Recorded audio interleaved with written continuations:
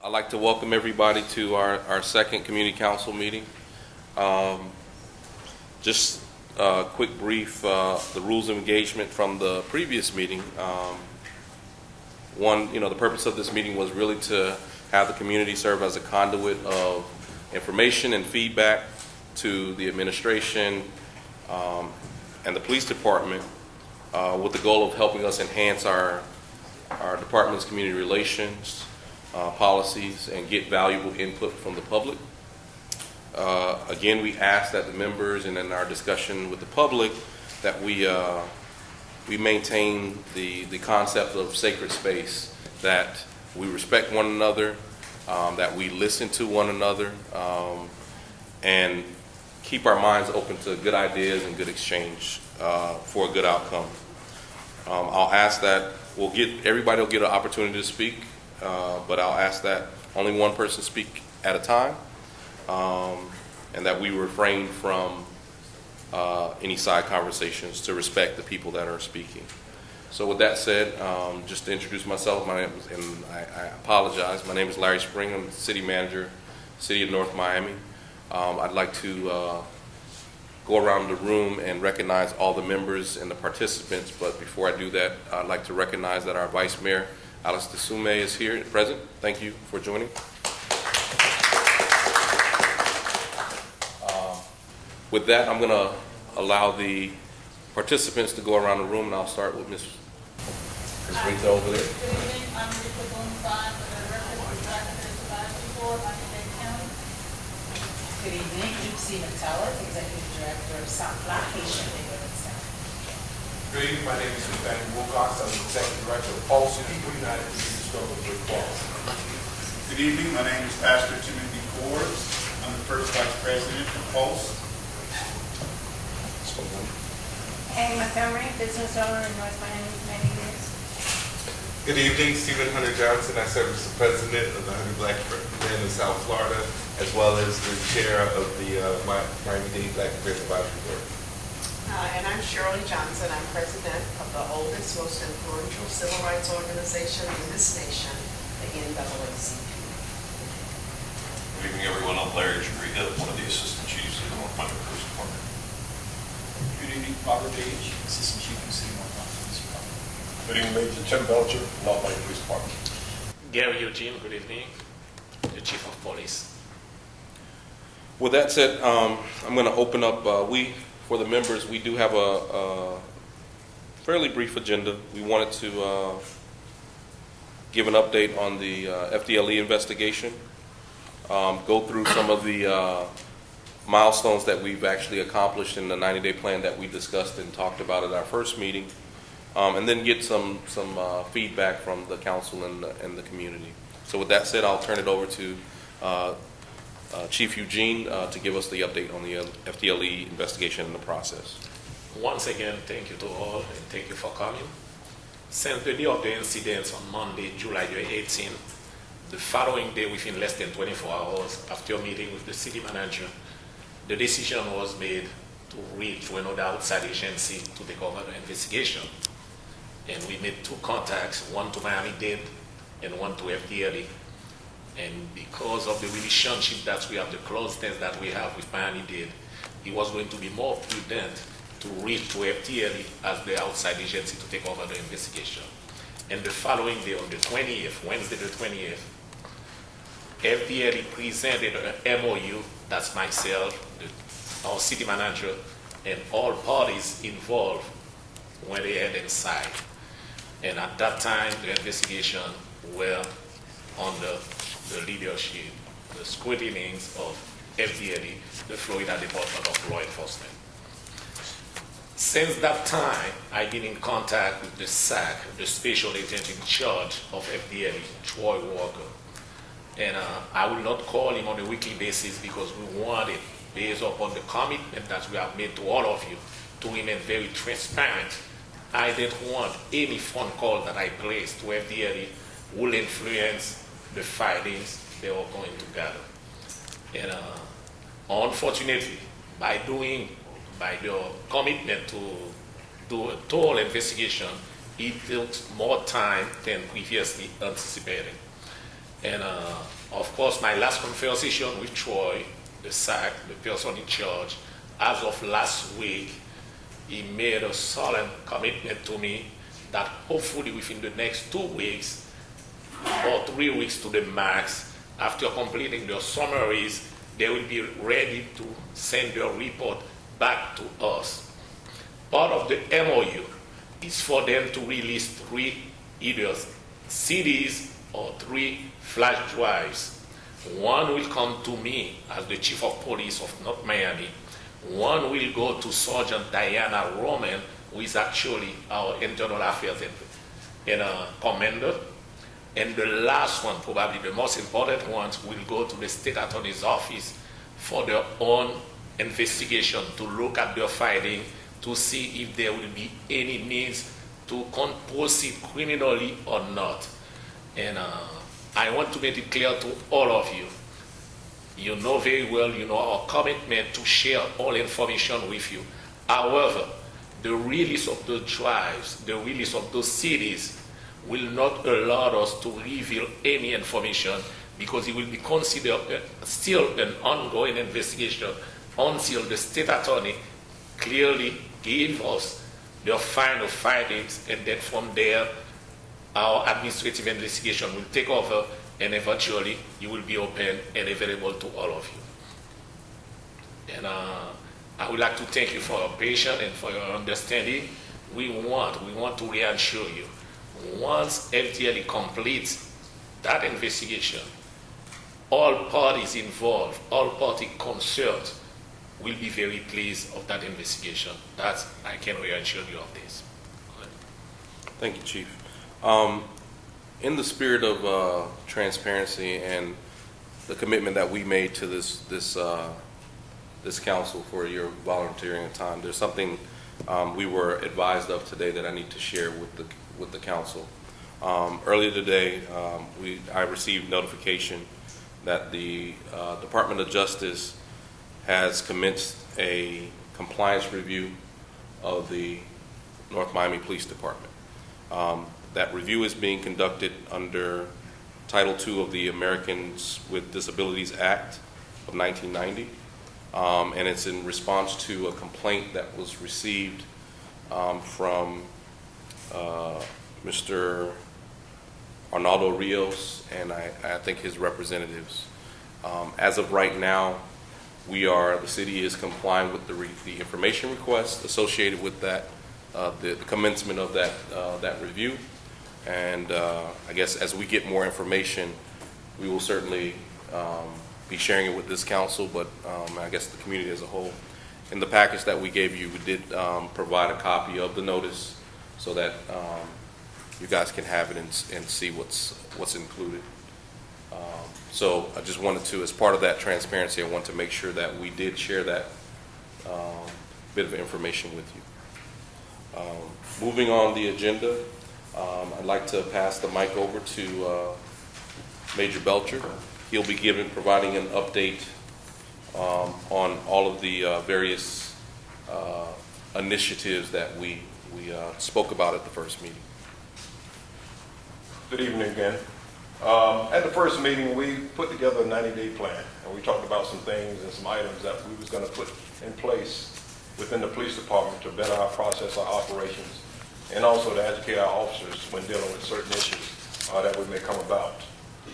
During that 90-day plan, we talked about body-worn cameras, community policing youth relations, crisis intervention team members, CIT, and providing education awareness towards autism spectrum disorder.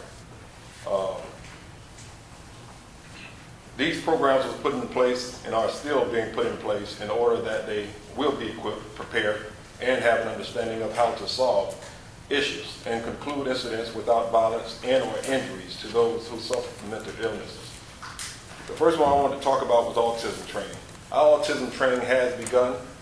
We started our first 2 sessions today, and they're 4-hour sessions. We had approximately 50 officers in that course, along with civilians, and we'll continue going on for the next 2 sessions, which will take place November 3rd and November 10th. And on each one of those days, there will be 2 different sessions, which will conclude to be 4 sessions on those last 2 days. This training is for police officers and civilian employees. We had police officers in this training and also civilian employees from the city of North Miami. And we also brought along today, of course, curriculum. If anyone was interested in seeing what was taking place in the class, what was the objectives, and what was being taught to the officers and the civilians. Our next topic is the Crisis Intervention Team, CIT. As we continue our efforts in certifying our personnel, we currently have 31 CIT certified officers and have 4 additional officers scheduled to attend another CIT course in the month of December. We currently have certified 35% of our personnel, with patrol officers being our priority. The reason they are our priority because they are the first responders who come into contact with either suspects or citizens with crisis with mental illnesses. So we want to make sure we equip them and educate them first before we educate the other officers on the force. Moving to our next topic is the Police Executive Research Forum, PERF. PERF have 30 guiding principles, and we are currently implementing those into our training policies. There will be education given to our officers. They will be trained, and we're looking to have this all accomplished into the year of 2018.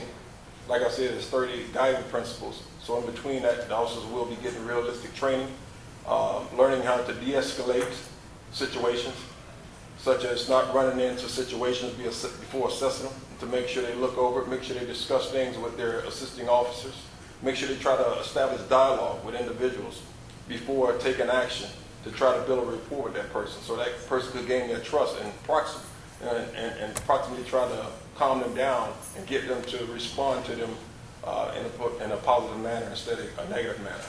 We want to try to do our best as far as, instead of taking mental ill persons to jail, get them the help they need into a hospital facility or a mental facility and medication if need be.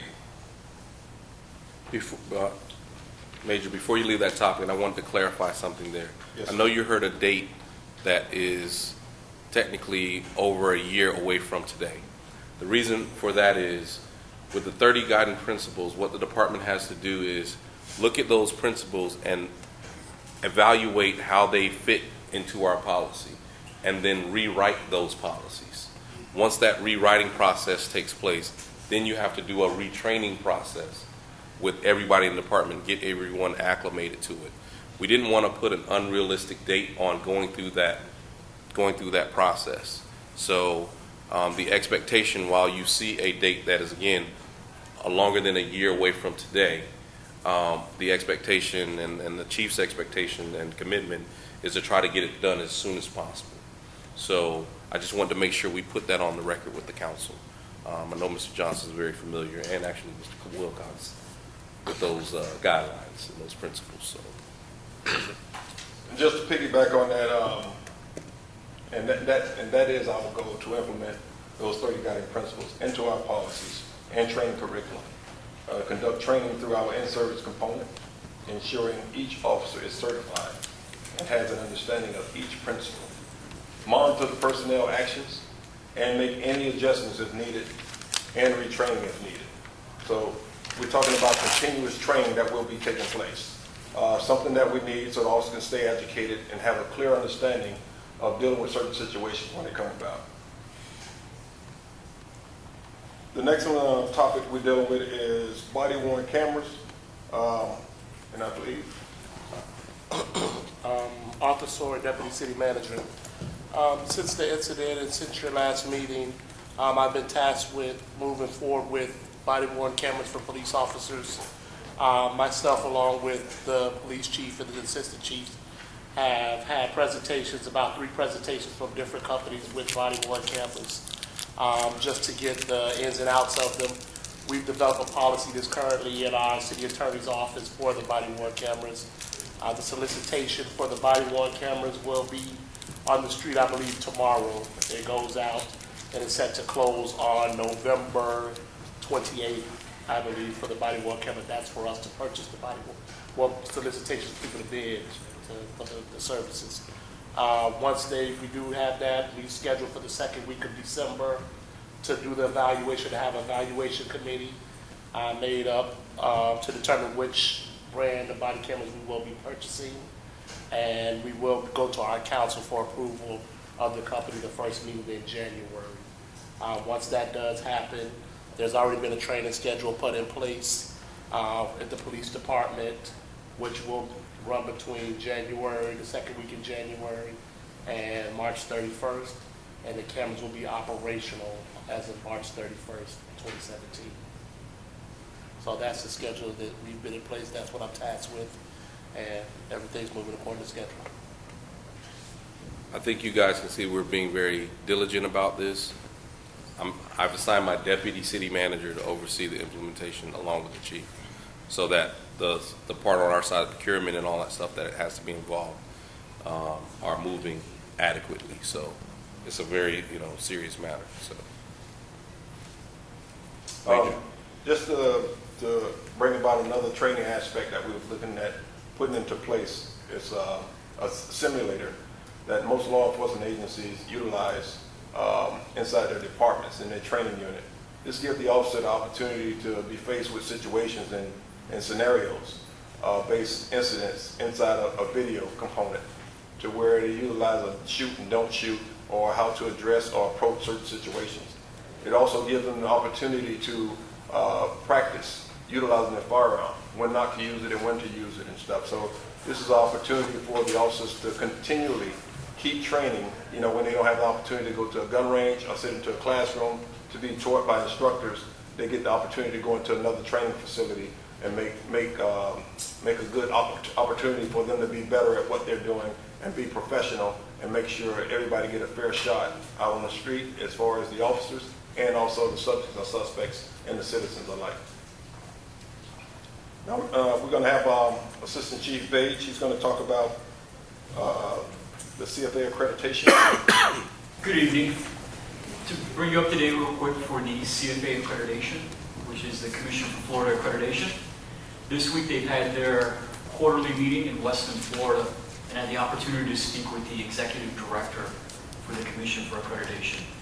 As many of you know, we lost our accreditation in mid-year this year. And one of the 90-day plan, or part of the 90-day plan, was to bring about our accreditation as quickly and as most expeditiously as possible. And from speaking with the Executive Director, it's going to take us about 2 to 2.5 years to get back our accreditation. As the City Manager had pointed out with the other item that was an extended period of time, the reason it takes 2 to 2.5 years to get back the accreditation, we have to show clean years with no issues or anything else. So we'll be held to every single CFA standard during the period that we're not accredited. So it's not that we're not meeting the standards, we have to show proof of compliance for that time period in order to earn back our accreditation. And that's the process we'll be going through. The Chief has invested both personnel and resources into the accreditation process. We now have a sergeant in the training division to help coordinate with our accreditation manager, and he's also put command staff personnel on accreditation. So accreditation will take a top priority with the City of North Miami and the City of North Miami Police Department, and we will get it as quick as possible. We're shooting for the 2-year mark. Thank you. Good evening again, Larry Chabriga, Assistant Chief. One of the other tools that our police department is utilizing is a less lethal shotgun. It's utilized in situations where you don't want to use deadly force, and our department wants to do everything we can to de-escalate situations. And utilizing the less lethal shotgun enables us to do that. Sometimes you have to step it up a little bit and move to this weapon. However, it's the best way to resolve things, again, rather than using deadly force. Our department has continued to train our supervisors, and we purchased additional weapons so that not only our patrol supervisors have them, but the specialized units additionally have them. That way we give our personnel not only the training, but every tool possible in order for them to resolve the situation the best way they can. thank you guys. And that's pretty much the update on the 90-day plan. And we want to clarify something when we refer to it as the 90-day plan. It is a number of initiatives that we identified within the 90 days from the shooting that we want to make sure that they get done. Not that they necessarily will be all completed within the 90 days. Based on these updates and things that will come over the next several weeks, you'll see that we are taking our position and our stance very seriously. At this time, what I'd like to do is solicit some feedback from the council members on some of the things that you heard and anything that you'd like to see us continue to work on or add. I'll give each person 3 to 4 minutes to speak and then open it up to the public. So, Mr. City Manager, before we get there, Ms. Montgomery pointed out to me, and maybe the chief or someone would like to speak to, there on the agenda, one of the agenda items was community policing. So if we have any updates in community policing, just so. Thank you. thank you. Community policing has been a big component in our department for a long time. We have COPS officers, we have the PAL program, the Police Athletic League. We have our police explorers, who's getting well trained and educated, through our police officers. We also have other mentor programs at North Miami Middle School that we attend, and the 5,000 Role Models program that we all are part of, most of the command staff. And we've been having the opportunity to go to a few of those conferences of the 5,000 Role Models to engage with the youth and the young male role models, to try to educate them, to show them how to respond to police officers when they're approached, and just get some real dialogue between the police and the youth to make the youth feel comfortable with the police officers. So when they approach us or they have an issue, they would understand and they will feel not threatened by us when we approach them. So that's been very important. I had the opportunity to go to D.C. For the Congressional Black Caucus, along with one of the young male role models who's now in college, to sit on a panel of My Brother's Keeper to speak on police and youth, giving out information to not just police officers, but people of all different professions and stuff, and people from all over the world and stuff, to be able to take back to their communities that also help. So we've been consistently trying to put forth an effort to speak to youth and also speak to citizens in the community to build a relationship. Recently, myself, the chief, attended another community meeting with directors, the FBI directors, the chiefs of police, that the school superintendent held, and we talked about figuring out how to connect with the youth in the schools and stuff. We talked about building teams of members from different professions, so the kids can not only get to see police officers, but they get the opportunity to see other professions, because that other profession may enlighten them and make them pay attention to certain things that they need to pay attention to in life. Recently, and I don't want to toot my horn too much. You should. You deserve to. But if I don't, they're going to do it. Recently, and this is how long I've been in the program with the 5,000 Role Models, and I know I speak heavily about that. I take it to heart when it comes to young men, because I was that young man before in my life, to where I had to find a role model. And that role model was a person in my neighborhood, and he wasn't no police officer. He wasn't no professional, but he was a guy that I looked up to that gave me advice that, that guided me in the right direction. And I contribute the way I am from a lot of people, a lot of these men around the table here. Just by being around them and listening to them, that took me in a certain direction. But I had the opportunity the other day to be recognized. The Congresswoman took a picture of a whole group of us that was supposed to go on a billboard at the conference that we just attended last Tuesday at Miami-Dade College North Campus, with 750 high school male role models, along with 200 police officers from different agencies, to sit amongst a sea of young men in red ties, white shirts, joining together and be able to share information with each other very comfortably. Just this past Thursday, we also had the second conference for the middle school boys at Miami-Dade North Campus of about almost 1,000 boys and 200 police officers from different agencies.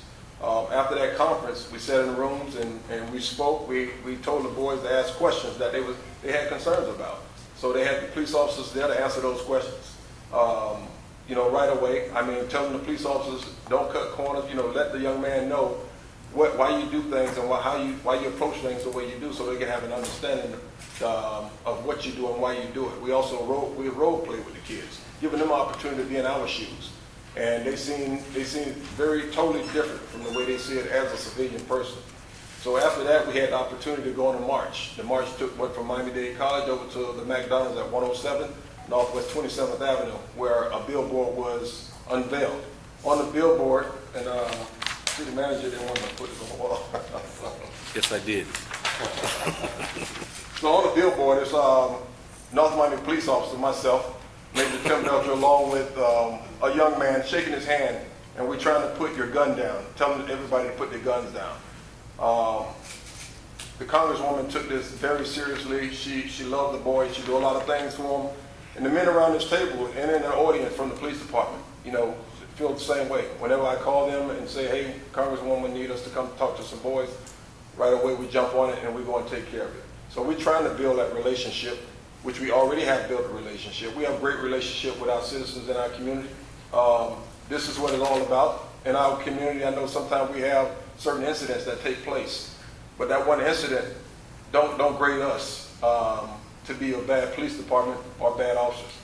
Sometimes we run into one incident which means nothing, and sometimes it breaks us down like it did previously. But now we get an opportunity to build it back up, to be able to explain to you all the things that we're doing to try to fix the problem, to make things right, to make you believe in us, to make you trust in us.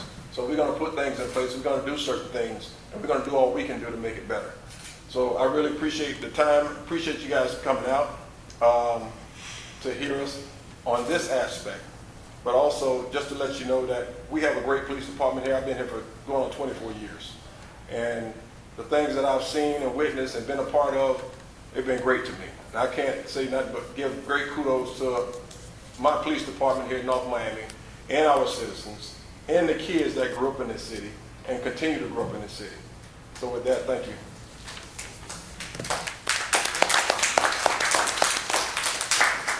I'd like to recognize Councilman Scott Galvin just joined the meeting. Thank you. I wasn't in attendance of the last meeting, so I'm a little bit new at this. I was wondering why some of the questions I had have been answered, why there was a special review, so now I know it was answered. I also wanted to know if all the police officers were in the special training, and you answered that question also. So I'll just sit and listen to the rest of the council and absorb. Let me say this first and foremost. I commend the city, of course, led by its mayor and its council and its city manager, and the chief and assistant chiefs and everybody down the line in reacting to what could have otherwise have been a tremendous breaking point in the relationship between our police and our community. As I mentioned the first time, I believe that on many levels, and I think the officers in the room will agree with me, police end up acting as customer service for our government, because for many of us, it's the only government official we come in contact with. So I value that relationship, and I think it's important. I will also say this, the fact that so much effort and intelligent effort has been applied to adoption of the PERF standards, and the city manager is correct. It means a lot to me and to the community, as everybody in here is known and is about to know. We've sent and requested the same thing from all the police departments within the county. And Dr. Johnson, Ms. Boone, and I just left a meeting with all the other chiefs except for Chief Eugene, who was here, where we asked specifically about that. I can tell you that Miami-Dade County is adopting it, so we're in line with that. I do ask this, and I think as we're transitioning into the next step of what we've done, because we have addressed the crisis, and I think you have addressed it well. I would ask that we examine. It's my understanding that officers can purchase their own long rifles. I'm very happy to hear about the non-lethal shotgun. We examined that as a protocol, if only because now that we're moving to a non-lethal shotgun, that we want those officers to employ it since it's a tool there for their safety as well as the safety of the community. So I would just ask that you look at, Chief, and examine that particular protocol and see if it's time to maybe amend that or eliminate that entirely. So. like Annie, I was not here for the first meeting, but I feel so honored from each one of you to have put everything together and summarized it to the point that I can really see the vision. I was greatly impressed with, you made a commitment and you said that in 90 days you were going to have, and you gave a bit of everything, every one of them you talked to. So I appreciate that very much. I also am very happy to be a part of this and hoping that we can do this continuously. The worst thing that we can do is to start something and not finish. And then to look at our young people who we are trying to get to where we want them to go and stop in the middle of it. So I just want to encourage you, continue to encourage you. And I also like the friendly attitude here. There's a different presence here. And for that, it's a good presence. And so I am eternally grateful. Thank you so much for all that you're doing. And if the NAACP can do anything to assist in any way, just know that we are here. Thank you. Oh, and by the way, I have to say this. All of you are already members of the NAACP. You just have not paid your dues. And so I'm going to ask you before you leave, you can pay your dues. You can go to www.naacp.org,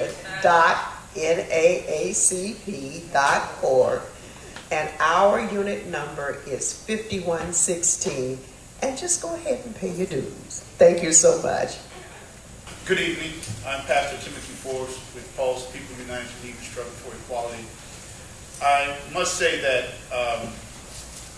it's really good to see this agency pulling out all the stops to make a difference and to furthermore be the difference. And that's a very good feeling and also very reassuring. However, there's still work that needs to be done, and we are clearly seeing that you are committed in making sure that that work is done. My job as a civil rights activist and involved member of the community is to point out some of the areas where I think that we need to focus our attention and efforts on.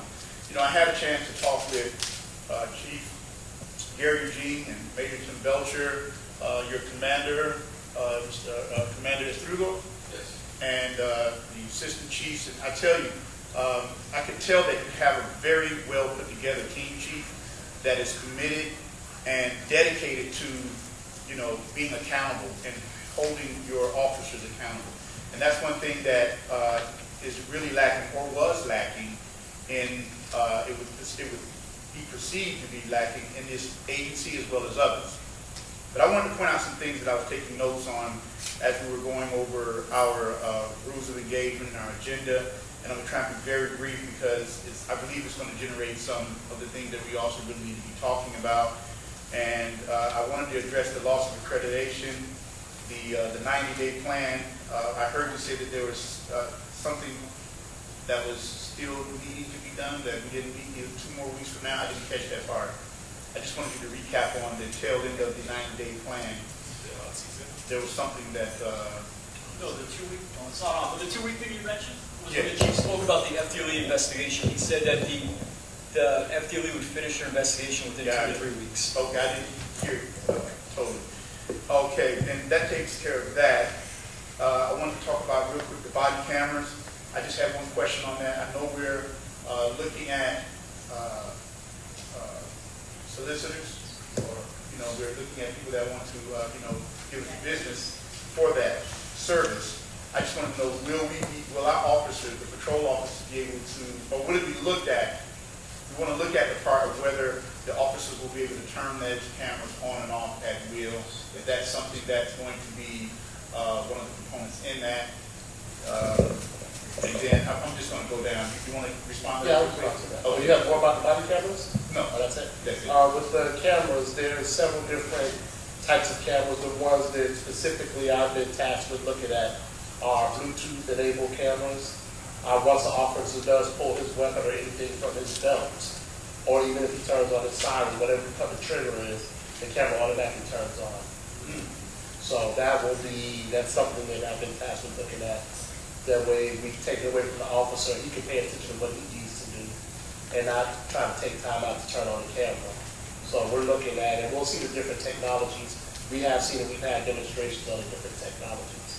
But once the product does, once we get the bids in, all that will be taken into account to see how we move forward. Please also include, will they be able to turn it off or is it something No, well, that's- once it comes on, it's on, and until, I think it's a running time they'll be on. We'll set how long it stays on for. But I don't believe they'll manually be able to turn it off. Okay, well, that's something we want to also take a look at in the purchasing of them. Real quick, the autism training, I'm glad that, I was talking to Commander Estrugo at the beginning of this meeting that we're having today, and it was a pleasure talking with him because he enlightened me on, there's not just autistic training that's taking place, there's also training looking at, others that could be put in the same situation that we're going to avoid from moving forward. And that is, you might have someone that's hearing impaired or Down syndrome, and the thing that we discussed is that law enforcement has a very unique and one-of-a-kind type of job where you have to be or are considered subject matter experts in just about everything out there, that pops up. And if you don't handle it right, the perception is you're not a good officer, you're not a good cop, you're abusing. So I just want to know that in the autistic training that I'm hearing so much about, and that's great, I just want to also ask the chief to also bring forward the other type of training that's taking place too, because that's very, very important to make sure that we have your officers trained to recognize and be able to identify other mental disabilities or just disabilities, period. Because as I just perused through this complaint that came through, this is going to be something that has to be dealt with, and it's not going to be pretty, because whenever you violate someone that has a disability, it can get pretty murky, pretty ugly. I would like to add, in light of the issue concerning the autism training, we move in not only dealing with the autistic subjects, but also any other mental issues, such as the CIT, the Crisis Intervention Team. And beyond that, the city manager and I, we sat down where we are exploring the possibility, which is one of the PERF recommendations into what we call the implicit bias. And actually, the first article was passed to my entire staff, and I am in negotiation with someone to conduct that training, to bring the awareness that we all probably have something hidden within us, which is we'll deal with the implicit bias. I wanted to throw it to you to let you know that we are moving forward for even reaching on the aspect of law enforcement. Thank you so much. And Chief and Major Belcher, I saw that billboard advertisement. I looked and almost got in an accident. I was like, yeah, that's Tim up there. That's really good. I called the Congresswoman's office today, and I spoke with her, and I was a little hurt. And I said, I'm not up there on that board. And she said, oh, don't worry, I'm going to call you for everything else. So that's really good. Community policing is so important. That's one thing I keep talking with the chief and you about. And now that I've had a chance to meet the other assistant chiefs and the other officers, you're going to hear a lot of that from me because, it really, really works. It might not look like it's working right now, but, you give it some time, you will see that it works because people love to be respected and to feel that they have an agency that not only understands them, but that is trying to, really keep their safety at first priority. And that's really important when people feel like the perception, that old perception, is turning, is changing. And you're only going to do that with interacting with the community, interacting with the young people, interacting with the churches, and then also, you know, doing your ride-ons, which I've done with your agency and all the agencies. You're going to see a lot of me, and you have. So thanks for answering all my calls. Thanks for being accessible. I've called you in the evening when you're at home on your cell phones, and you take the time out to talk to me. So that's part of the community right there, because I'm an extension of the community. And I just let the community know all the time that you are trying to do the best for what is needed for this community. So keep up the good work. Thank you. I have some more, but I'm going to let Reverend go ahead. Don, Jim, I think you covered most of it. I'd just like to commend the City of North Miami, the leadership. I'd like to commend the police department for taking an aggressive move and addressing many of the community concerns. Many times the community come forward, we have concerns, and they were basically ignored, but you take time out to form a community council, whereas we can have our concerns addressed. I just touch on a couple of things here, because I know we have other individuals and time is moving. I have concerns about the crisis intervention team, and we talked about mental illness. You already talked about mental illness, but what will happen if a mother or father calls North Miami right now and say, well, my son is acting out, he has a stick out there, or he has some type of something that police might feel that's a deadly weapon. What will happen to that individual? That person end up facing a death sentence because maybe the crisis intervention team may not be available, they may not be in place, or, you know, how does that crisis intervention process work? And also, I'd just like to just question about the less lethal shotgun. I think that's a good approach, a very good approach, because if anytime you can use less lethal force in taking a person down, there may be a time when you use that less lethal shotgun with a person who is that may have some type of stick or something, where the officer feel that his life may be threatened or something like that. I think that's a very good idea. But my question is, how many less lethal shotguns do you have? And what's your timeline? Will all the officers have these weapons? Will all the officers have them in their cars? How will that work? We currently have just under a dozen, and we've ordered additional so that each supervisor, uniform patrol, which are the first responders, as well as some of the supervisors in the specialized units, because they're out and about and they can respond to calls quickly. So that's what we're going to be, just over a dozen and a half.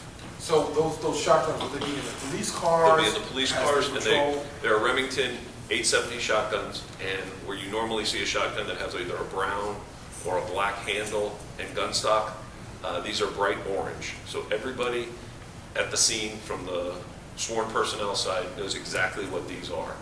And just recently I was out at the range, and each month we go to the range, and the supervisors train with these in order to shoot in the appropriate area from the appropriate distance. You want to shoot down towards the leg area, so you don't cause potentially deadly circumstances by shooting them in the head or in the face. So you're shooting down here, and they're stabilized bean bags. Bean bags, okay. Correct, and that's what comes out of them. Okay. And the idea is to give you the officer's distance and additional time. So if you're over there and we're dealing with you from here, it's much easier to de-escalate things from this distance than if I'm walking up to you trying to take the knife out of your hand or trying to take the gun out of your hand. Well, it wouldn't be a gun situation there, but or take a stick out of your hand, as you mentioned, somebody calling and their child's out front with a stick. You can address it from a distance, and that saves you from getting injured and saves our officers from getting injured. Okay, I think that's a good idea. I think you guys need to talk to the City of Miami about that, about the success of your beanbag shotguns, because they're ordering AR-15s. And to me, that's an escalation of aggressive action against the people in the City of Miami. But we're dealing with that too. We've had meetings with the city chief and some of the commissioners in terms of the escalation in terms of their acquiring 148 more AR-15, but that's not your issue.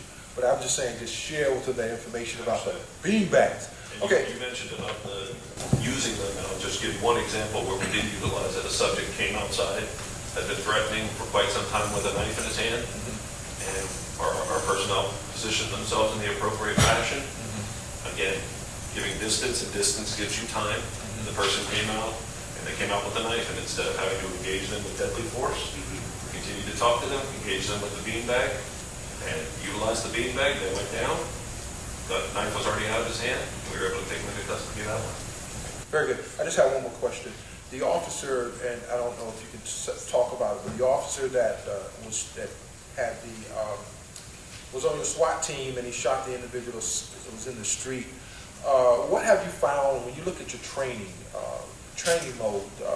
What have you found? Have you found anything deficient that would have this officer or maybe other officers use deadly force when it really wasn't needed? Now, I don't know if you would want to exactly talk about that case, but have you found, I'll just put it this way, have you found any other deficient training in your officers, especially SWAT, that may cause them to react the same way this officer did? I would like to answer that question. Unfortunately, as you all know, the investigation is still going. Especially at the end of the day, the decision will rest on my desk. Any statement made at this time can be perceived one way or another, where I lean towards that investigation. It will be unfair for the victims, in the same Mr. Kensley and Mr. Soto, the same way we need to protect the right of the officer who is on administrative leave at this time. But yes, but the training that we have been proceeding with are basically general in comment. Like, for example, the week after the incident, I requested FDLE to come to our staff and do a presentation on the best way to preserve a crime scene, a police shooting scene. And they sent two of their most senior investigators, and they did a 2-hour presentation to our staff. But those are things that was already in the planning stage to go ahead and break anyway. But at this time, it will be the better not to make any comment specifically regarding the shooting. I tried. Thank you. Thank you. Good evening, everyone. One second, no, before you start, I just wanted to acknowledge Troy Walker, the FDLE special agent in charge of our investigation, did join us tonight. I just want to acknowledge that he is here in the room. So, I apologize for being late. It's kind of a busy day today, and in fact, we have something to do right now. But I did want to come in here, and if there's any questions that anyone has for me about process, obviously I can't talk about specifics of the current investigation, but I'll be more than happy to talk to you guys about process and how we go about doing WCS again as it relates to off shootings. The MOUs, what that means, who's the contract between our agency and Miami, and we will their shootings from that particular incident forward. And we try to apply an abundance of transparency. I'm always making myself available to have these types of conversations and dialogue if needed. So if anyone has any questions for me right now, I'm more than happy to address. Otherwise, I'm going to have to get down before I say we just had it also. I heard. Yeah. I just heard. I just have one question. Why is it so long? We have, the FDLE is becoming involved with the county and several other cities with shootings.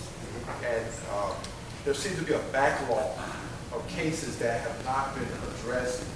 And what's taking so long with them? Do you need more staff? Exactly what's happening? Well, with our cases, we don't have a backlog.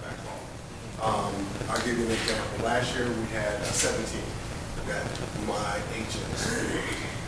This year, we're up to 20, including the one tonight. We don't have a backlog because I have 2 squads that are dedicated strictly for offset-involved shootings and custody deaths. So that's their job, 8 hours a day or 12, 14, 15 hours a day. And those cases rotate between the agents as far as being a case agent or lead on those cases, so they're constantly being worked. I have a timeline. This is strictly me as the boss. If it's a case without, there's always nuances, and little things that pop up with these also involved shooting cases. But if it's not a very, very complicated matter, I request anywhere from 45 to 60 days for it to come to me.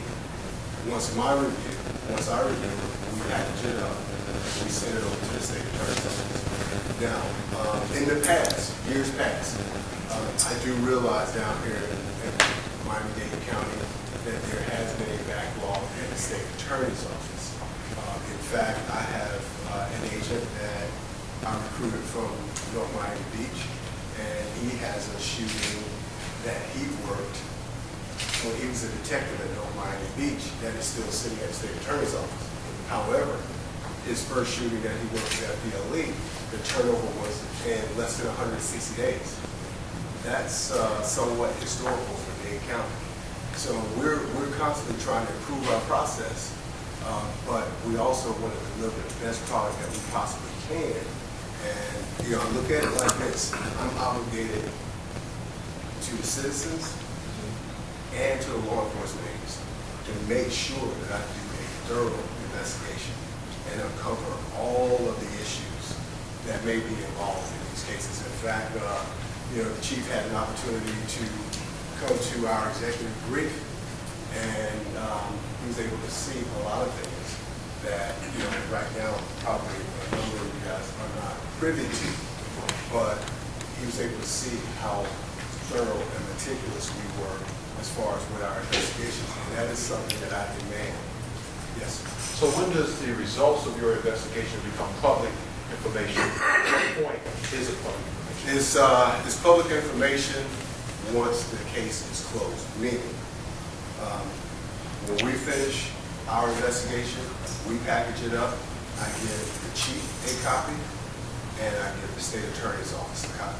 The state attorney's office they review all the evidence and the information that we provide to them, and then they make a ruling, whether it's a justified shooting or not.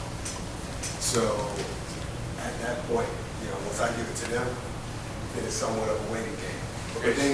They've been fairly timely on the shootings that we've done within these last 2 years, because this has been a priority. I've been sat down here in Miami now, it'll be 2 years next month, and this was one of my priorities when I got down here in Miami, is that I wanted to provide this service to all law enforcement in the counties that I serve: Palm Beach, Broward, Dade, and Monroe counties.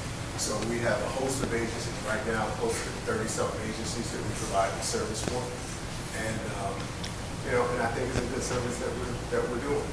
And I just want to make sure that we don't get a shabby product, because I owe it to both you guys here in the city and to the citizens. So I too want to commend the leadership of North Miami for the various ways in which you have handled a very difficult set of circumstances right up to the creation of this council. Very proud, very pleased to be a part of this process, and pledge that I'll do all that I can to give you my best thinking, to always tell you the truth, at least the truth as I understand it, the truth as I think the community perceives it, all in the spirit of helping all of us become better, right? So with that, I know that I missed the first meeting, so I'd like to have a sense of maybe names of the entire council, a list of names, and the exact purview of the council, and of course including whether or not we're subject to sunshine laws, etc. That's just for my own information. But I do have 3 questions or maybe comments. So I love the idea of a 90-day plan that gives you sort of a roadmap to address some of the issues that are the result of either the recent shooting or the result of a set of circumstances that you're trying to address. So that's very good. It's very proactive. So I wonder if, as you take care of all of this, and I love the idea that community policing is central to the work that you're trying to do. So as you either contract with individuals to provide your force with training opportunities. I wonder if there would not be, if there were no, violations of rules, regulations, or department protocols, whether or not you'd even consider allowing members of the public, in particular community institutions and maybe community agencies, to be part of some of the trainings that you go through. I think that furthers, police community relations. It expands and enhances community policing as we define it, and so it's an opportunity for civilians as well as uniformed personnel to learn and to go through certain challenges. I'd also like you to consider, Chief, some team building activities or exercises for not just for the command staff, but I think for all of your officers. I think a lot is put upon you. You have a difficult job, clearly. You have a very demanding community, right? And I think that relationships are central to the work that you do. And so, to the extent that you can find ways to incorporate, I don't know what your rotation is like, but I think it would serve you well. It would serve the command staff well. It would serve your officers well if, in fact, you set about ensuring that you have some team building exercises. And along with team building, I'd also strongly recommend that all of your officers go through maybe a cultural competence kind of training as well, right? So I don't want to call it sensitivity training because that's not where I am, but cultural competence. That way, North Miami is a microcosm of what a community looks like and what our country is looking like or going to look like, depending on where you stand. I think we've got an opportunity here to show how it can be done well. We've got an opportunity here to offer the nation a model of what good police community relationships could be like, what good community policing could be like, and I think you shouldn't shy from anything at all that potentially advances your goal. So I wanted to address one of the things. One of the things I have, adopted as paramount to my leadership team and my leadership style is training and development, organizational development. I have undertaken the task, and through our HR department, we are doing exactly what you're talking about. We're doing team building and leadership training throughout the entire organization. And matter of fact, right now, we've now on our third cohort of training at Barry University with all of the departments. So what I've done is we started out with the directors. We've moved it down to the second tier, and now I'm getting down into the supervisors and managers and things, and giving so that we can change our internal culture. In addition to that, we're doing specialized offerings, customer service, which is a big deal from end to end. It shouldn't be above me as city manager to grab somebody in the lobby and say, "Hey, can I help you?" or on the street, and I know these guys do it all the time. The cultural competence, the chief and I have been looking at a program that currently City of Miami is actually undertaking, which includes cultural competency. It has the implicit bias, and it's being done in conjunction with FIU. So we're trying to figure out how we piggyback on what they're doing, or even perhaps sit in on their classes. There's actually, they've made quite an investment in doing this training right now. I think it was in response to all the shooting incidents that occurred, actually, as I was leaving the city of Miami. So your recommendations are well heeded and something that are very much in my fabric as a city manager. So, Chief, I don't know if you want to add to it. Basically, I'd said everything, for now on, but I know how to reach you, and hopefully together as we continue moving. Any input, please do not hesitate, even after the meeting. if you need to call me, if you think about any ideas, if you observe in the news another agency implementing a new community policing approach, please do not hesitate to reach me. It is never, never too late to learn and learn from others. Thank you. The good part about being last is that 5 of the questions that I have, at least 3 of them have been answered. I wanted to talk specifically about the body cameras. Who will be in charge of the footage, and who will have access and storage? And the reason I ask that, it needs to be a part of the negotiation package. There is a lot of footage that will probably be generated, and it has a shelf life, and also who will have access to it. Because a lot of the people may want to come and view it, but they may be prevented from doing so. So I suggest that you put guidelines in place that determine who is allowed to view it, because if there's an investigation going on, you would need to make sure that information is secured and that information is kept within the purview of the investigation. So that would be one of my recommendations. The second question that I have is, how is the community being made aware of these new procedures, and how are you addressing community input? It's good for us to sit around and talk. I'm a native Miamian, and I know that's unusual these days. I grew up here, but I need to know. Yeah, okay, so everybody, okay, but we're unusual, right?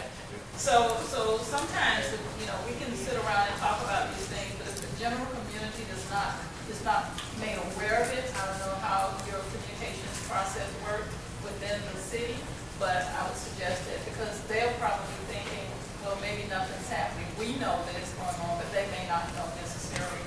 And then the third thing I wanted to ask is the CFA accreditation. What is the departmental impact as a result of you losing accreditation? I was a little surprised to hear that. And I realize that it does not mean that you disband, but that's kind of disconcerting if you don't know what that process is. Accreditation in the state of Florida is a voluntary compliance process. So there's no requirement for a law enforcement agency to be accredited. There's many law enforcement agencies in Miami-Dade County and across the state that are not accredited. When you become an accredited agency, it just symbolizes that you meet certain standards. And like I said, we have to meet those standards right now to ensure that we can get our accreditation back in 2 years. So we're meeting the standards as we speak right now. You asked about the security, because I've been working with the Deputy City Manager with the camera program. Any vendor we take has to be CJIS compliant. So the state of Florida, the Criminal Justice Institute for the state, has compliance issues. So we will go with no vendor that's not CJIS compliant. And what CJIS compliance means in lay terms is that once the video is recorded to the camera, it can't be edited. So when that video comes in, there's going to be no way to edit that video. So that video will come from the camera, and depending on which vendor we go with, there's different download processes, and it will be stored in the cloud. And it has to be a CJIS compliant cloud with backup and archiving and everything else. So the state of Florida is already, and also the federal government has put standards forth to what CJIS compliance is. So once a video is produced on the camera, uploaded into the data storage facility, that original image can never be altered, changed, or anything else. And there's safeguards in there with different algorithms and everything else, and IT people can explain it to you. But there'll be ways to tell if that video, if 1 pixel on that camera was changed somehow, some way. So there'll be people that tell you that it could have been done, but in all likelihood the videos will never be altered. And then you asked about how we go about retrieving the video, or how does a person come in to watch the video. It's Florida Public Records Law. Covers video just like it covers everything else. If it's an ongoing investigation that's open, there may be some limitations to it. If it's a video that takes place in a private area, in a hospital, inside a house, and a lot of this is still being worked out through the legislature, through the courts, and through everything else. So whatever the standard is at the time is a standard that we will go by. And then there's also record retention laws. So we'll be required to keep that video for X amount of months or X amount of years, depending on what that video shows. A traffic stop is kept for a lot less than a felony arrest case. And a homicide case would be kept even longer.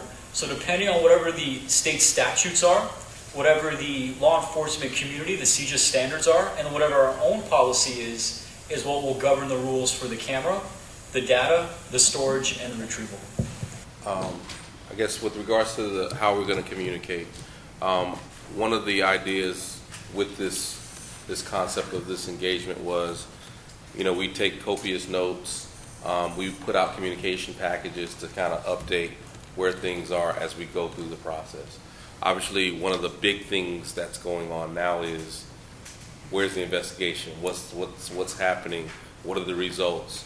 My council members, one sitting right there, almost ask me daily, what's going on? And we get it, we understand it. We are transparent. So we had a full discussion about it at the council meeting on Tuesday.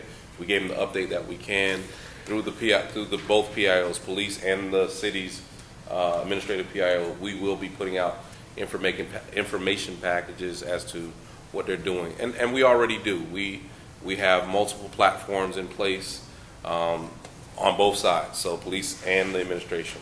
So Facebook, Twitter, Instagram, and we are fairly good at getting messages out. What'd you say, Brian? He can, and matter of fact, you have Brian Andrews who can give a deeper dive on our communications. Good evening, ladies and gentlemen. The city has gone to extraordinary measures to ensure the transparency of our operations and also comply with what's required under Chapter 119 and also what is required under the civil service statutes, this, that, and the other. We have a rather robust plan in place with the police department, public information officer, and the city's public information officer. They're working together to share information on a daily basis as to what they can put out as we go through the process. As you heard from the FDLE special agent in charge, in the absence of facts, we can only offer the community right now the process, and educating them about the process we feel is very important. In an effort to be transparent at the city manager's direction, all of the calls that come in with commentary about how the city is handling things or ideas and this, that, and the other are sent to a specific hotline. And that hotline is recorded and also transcribed and is available as a public record to anyone who asks for it, because we want the people of North Miami to know that our city is listening. Our police department, Strugo over here and Simon Timothy, have done a fantastic job with traditional media outreach, the traditional outlets that the older generation engages, the Herald, TV, and radio. But this is all moving to social media. And as certain things come out at the manager's direction, the city is engaged in new platforms so that they can move at the speed of light to the most important audiences, the most important information. So, Ms. Boone, I want to assure you that the manager's direction, every I has been dotted and every T has been crossed, so there is a free flow of public information. And to the point, like the disclosure I gave tonight about the investigation that has commenced by the Department of Justice. I don't want, we had a very thorough conversation about it today. Because we convened this, it would be silly of us not to make sure that we're using you guys as a portal to get information out, and for us not to hide anything from you. The purpose is to establish that we are being transparent, period, point blank in the story. Obviously, and I promised our city attorney who could not be here tonight, obviously we have to protect the city's legal interest because we're protecting the public's interest. But beyond that, whatever we can or should be giving out, we're making sure it's available. On the cameras, and I just want to touch on that personally myself. And the chief will tell you from the first day, literally, I became manager, it was literally the first thing I said I wanted in place. For obvious reasons. Growing up in South Florida, and I've lived in Louisiana, I have been profiled so many times, it's not even funny. And not gotten a ticket. But hey, it happens, right? I came up different with different values, so I didn't let it bother me. For other people, it does, and it puts them in a different situation. So I want it for the protection of the public and for the protection of the officers. I said we need to get the cameras. We've been, the deputy's been working on it. We've been getting a lot of feedback on all of the little nuances of things that can happen because they've been tested all over the place now. So we will, I assure you, we're going to make sure we take into account all of that stuff, with regards to making sure that footage is available, but keeping in mind that first priority is the public interest at the end of the day. Real quick. Yes, sir. The accreditation, I did have a question about that. It was, for the most part, answered. I didn't know that it was voluntarily something that the agency do, and I guess that's to add another component to how squared away you want to present yourself to be. I get that. What I want to know is, why was the accreditation taken away? And the other thing I wanted to ask is, why isn't, we're so empty in here today. I mean, the last one we had, it was a good turnout of folks, and the community is not here today. Did we get the word out? Let me address that, and then I'll let Assistant Chief Beige deal with the accreditation answer. We definitely got the word out. This on all the platforms, public notices. In fact, we got an angry email this morning from someone saying, "Oh, and I saw it in the newspaper. Why didn't you invite me personally?" So it definitely, but it definitely got out. So that was a clear indication that all of the platforms and measures that we take to get it out. The only thing I can think is, and I hate to say it, because the streets aren't on fire, it hit, and we responded quickly, and we did this the first time. They probably said, "You know what? It's under control." They may not be here, but they're watching. Yes. And they're waiting to see what happens next. And you're right, unfortunately, it is a situation where it looks like things have cooled off. But, we're sitting on a powder keg. I think that's what we said in the last meeting that we had. And once again, you all are doing a very good job. And it might seem like we're being tough or aggravated. Not at all. The thing is, we don't want to see this moving forward. We don't want to see this happen again. And as I was telling Commander Strigo earlier, that there's something good that's coming out of this, a lot of good. And that is, it's unfortunate it went down the way it did. It could have been worse. A lot worse. But it wasn't worse. But because of that, it's really getting better. It's really getting better. And just keep moving forward in that direction. Yes, sir. Accreditation. Real brief on accreditation. I can talk to you after if you want to use more detail. Okay. But to briefly describe the process is that accreditation is a 3-year period. There's over 250 standards. You have to meet all 250 standards each year in that 3-year period. In one of the years, our TASER master instructor up and quit on us. And what we do is we have to recertify each employee that carries a TASER once a year. They go through an initial training, which is longer, but then we have to go back to them once a year just to make sure they're still following the proper standards, protocol, procedures, and give them any updates. There was a small gap in a few people's certifications because we do a rolling training period. So until we got the new master TASER instructor up on board, there was a few month gap where a few people's recertification was done a little bit late. So that was one issue. The second issue we had was with a new employee that was hired. Every new employee that has a occupational hazard or risk to bloodborne pathogens is required to get training within a certain time frame. We missed out on that time frame slightly because it had fallen through some of our orientation process, got pushed out a little bit, so that time frame was not met under the standards for CFA accreditation.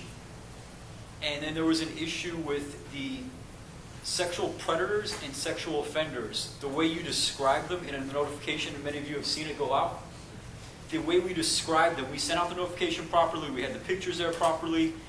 Under the CFA standard, they want a little extra in the description. Our description was not up to the CFA standard of their description. We immediately made the changes we need, so now we would be in compliance if they were to walk into our door today. But the thing is, you need that history to show that you have an ongoing course of conduct of proper action. And that's what we're working towards now, is to get that 2-year period of 100% compliance with those 250 standards, so we can get back our accreditation. I like that. You've actually added more pressure to your job.